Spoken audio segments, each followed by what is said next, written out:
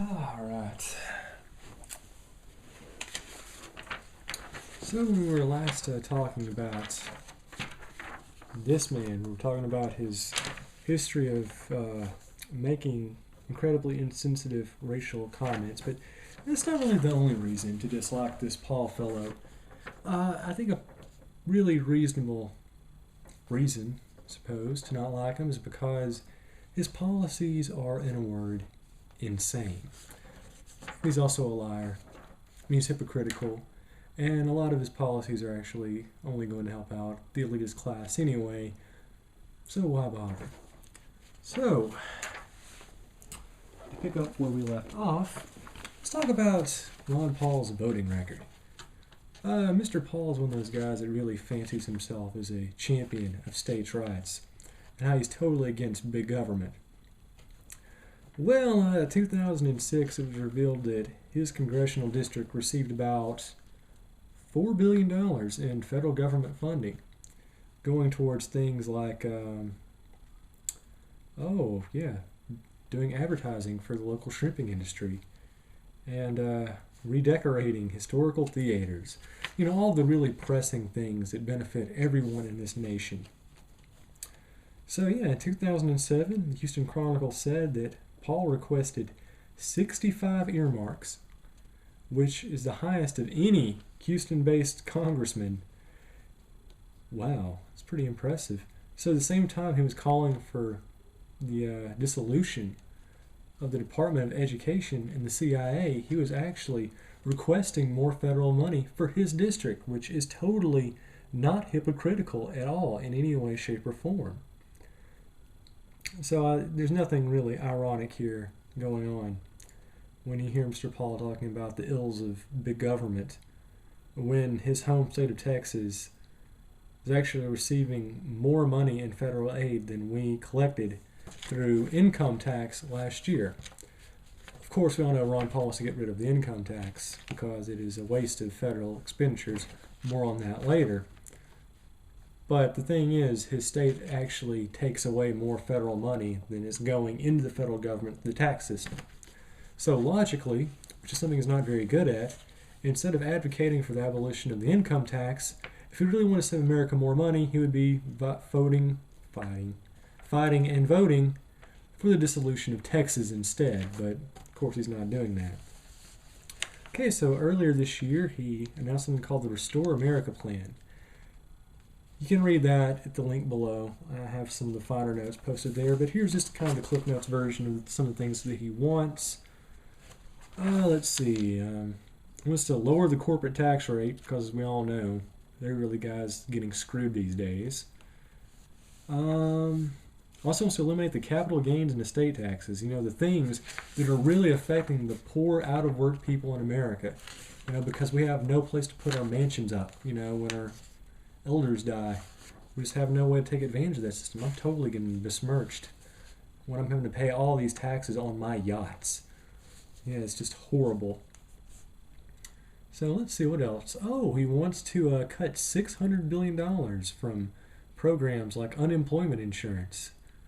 Well, let's see what the official numbers are here. He wants to cut $95 billion from Medicaid, $50 billion from food stamps, and $7 billion from child nutrition programs because, as we all know, the children are our future. Future of starvation, apparently. Okay, he wants to privatize the FAA and the TSA. That would save us about $45 billion, even though they put out about 1 million people out of work. Oh, and also wants to cut funding to the defense program. Oh, that's got to be really great for the Republicans. I'm sure they're going to love that. Oh, boy. Yeah, it's going to do quite well. He loves the Army so much that he wants to take away money from them. Oh, also wants to cut funding to the FDA, the CDC, the Low-Income Home Energy Assistance Program, and Department of Energy, the Housing and Urban Development, and Education. He wants to get rid of them altogether because we don't need a Department of Education or Energy or Housing and Urban Development. His opinion. So anyway, his proposed federal cuts would take about $1 trillion off the federal budget, which is about 7% of the gross domestic product, which is about how much we've lost in the economic downturn. And if you factor in the fact that we must get rid of the income tax, which is another $1.1 trillion, ultimately, he wants to chip away almost a quarter of the nation's gross domestic product to help benefit our federal system, which doesn't really make any sense. But if you really look at it, I mean, you analyze it and you scrutinize it and you really pay attention to the numbers. No, actually, it still doesn't make any sense. Oh, and here's another thing a lot of people don't talk about is the fact that Ron Paul is actually a closet religious kook. Yeah, because the thing is, he hasn't really kind of got the whole church and state separation thing. Got two quotes here that you maybe have not heard. This is from December 30th, 2003. The Founding Fathers envisioned a robustly Christian and religiously tolerant America, with churches serving as vital institutions that would eclipse the state in importance. Throughout our nation's history, churches have done what no government can ever do, namely teach morality and civility. Moral and civil individuals are largely governed by their own sense of right and wrong and hence have little need for external government. This is the real reason the collectivist left hates religion. Churches and institutions compete with the state for the people's allegiance, and many devout people put their faith in God before their faith in the state. Knowing this, the secularists wage an ongoing war against religion, chipping away bit by bit at our nation's Christian heritage. Google Thomas Jefferson and Christianity to see how true that statement is. Oh, and here's one from April 12, 2005, talking about the Pope. Oh boy. The Pope's commitment to human dignity, grounded in the teachings of Christ, led him to become an eloquent and consistent advocate for an ethic of life exemplified by his struggles against abortion, war, euthanasia, and the death penalty. Yet what institutions around the world sanction abortion, war, euthanasia, and the death penalty? Governments. Historically, religion always represented a threat to government because it competes for the loyalties of the people. In modern America, however, most religious institutions abandoned their independence long ago and now serve as cheerleaders for state policies like social services, faith-based welfare, and military aggression in the name of democracy. Because we all know love and charity are completely incompatible as religious identities. There is none of that going on in the book of Acts. Few American churches challenge state actions at all, provided their tax-exempt status is maintained. This is why Washington politicians ostensibly celebrate religion. It no longer threatens their supremacy. Yeah. Okay, and of course, a couple other things you probably didn't know about Ron Paul's policies, which are totally not all affected because of his religious beliefs. Let's see, he's against abortion, not because it's against his moral teachings, but because it's a violation of states' rights. Well, actually, if you look at this quote here, he says, "Abortion on demand is the ultimate state tyranny. The state simply declares that certain classes of human beings are not persons and therefore not entitled to the protection of the law. The state protects the right of some people to kill others, just as the courts protect the property rights of slave masters and their slaves." Nothing ironic about the whole racism dynamic there, of course. State-created classes, rather than freeing all individuals from the state. Unlike Nazi Germany, which forcibly sent millions to the gas chambers, as well as forcing abortion and sterilization upon many more, the new regime has enlisted the assistance of millions of people to act as its agents in carrying out a program of mass murder. Well, anyway, that's how Ron Paul feels about women's rights, just in case you're wondering. Oh, and he's opposed to gay marriage, once again, because it is a states' rights violation. Social problems cannot be solved by constitutional amendments or government edicts. Remember that. Nationalizing marriage laws will only grant more power over our lives to the federal government, even if for supposedly conservative ends. So, yeah, he's against constitutional amendments and government edicts. Actually, I was possessed by Satan there for a minute. So he's against nationalizing gay marriage. But at the same time, he also voted for a constitutional amendment that would allow prayer in school. So he's against nationalizing gay marriage because it's a violation of states' rights. Yet he wants to implement a constitution allowing prayer in school, which some reason or another is not a violation of states' rights. Oh no, by the way, he voted for that 7 times. So yeah, apparently if it goes along with his religious teachings, then yeah, it is not a violation of states' rights. But if it is, suddenly it's an encroachment of the federal government. Not that there's any sort of selectivity going on here at all. So yeah, he's also against abstinence education funding and a lot of other things, against stem cell research, all these things that are definitely not indicative of any religious beliefs. And lastly, it's kind of a goulash here, some things he believes in. He's against network neutrality. He's one of those guys that thinks the UN is an international attempt to destroy American exceptionalism. He's campaigned for years and years against the New World Order, so he's one of those kind of people, if you get my drift. Let's see. Oh, he's dead set against border security, so he's against immigration. So yeah, not there's a lot of Hispanic voters out there. Ron Paul doesn't like you or your kind. Just throwing that out there. So he's all about freedom and liberty of the individual, as long as they're not brown. So let's talk about his financial recovery plan a little bit more in depth here. We're talking about the IRS. You see, the problem is he wants to eliminate the IRS and replace it with the fair tax, which is something a lot of conservative people want.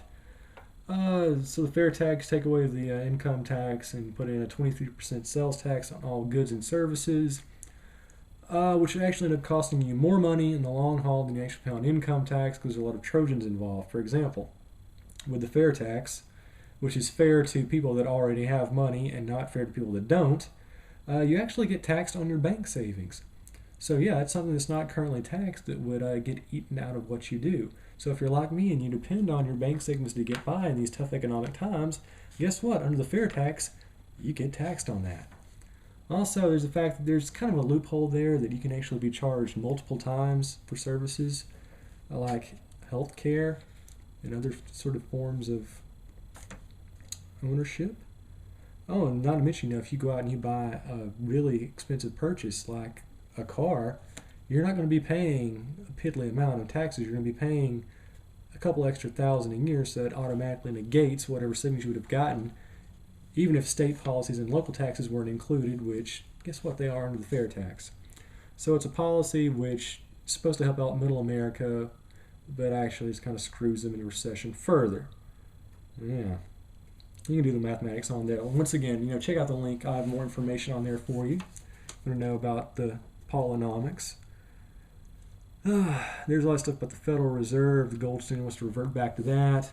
It's kind of funny. He's one of those guys dead set against the Federal Reserve Board, even though in the 1990s there was a guy named Alan Greenspan who served as the head of the Federal Reserve, who had an economic system that was remarkably similar to what Ron Paul preaches about deregulation and privatization.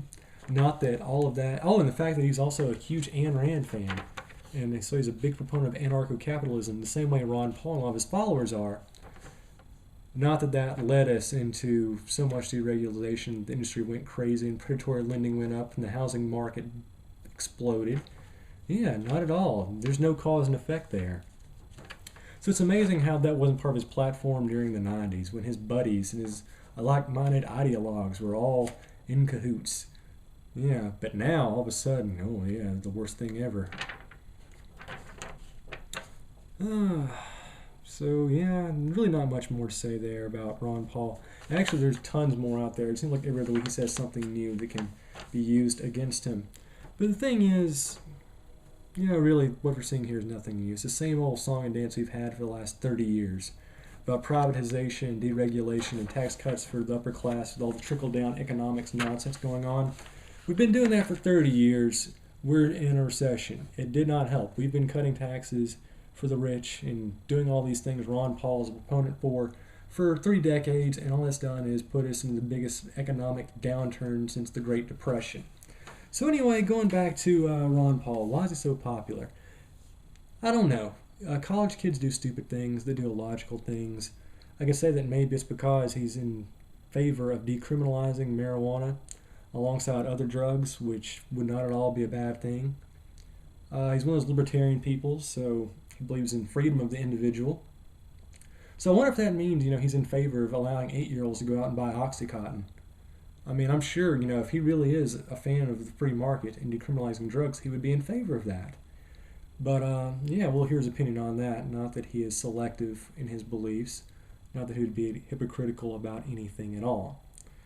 Well, ultimately, like I said, for the billionth time, if you want more information, check out this link right here. It will give you everything you need to know about Ron Paul, all the things you will not be seeing in the myriad flyers that are going to be decorating your school from here until November, when it's revealed that he only got 5 votes. So anyway, if there's ever a sort of a sliver of hope here, and I always try to find that, it's this. We're living in very rough times. We're living in very kooky political times. The thing is, as extreme as American politics get, and as desperate as the American population gets, I believe that we have common sense, we have gumption, and at the end of the day, we're pretty intelligent people. So no matter what happens, as kooky as things get, rest assured in knowing one thing. There's no way we will ever be goofy enough to elect Ron Paul president. Ron Paul. Whoops, see if I think gravity's against them. That's how bad it is. Ron Paul. Fight the real enemy. Good night.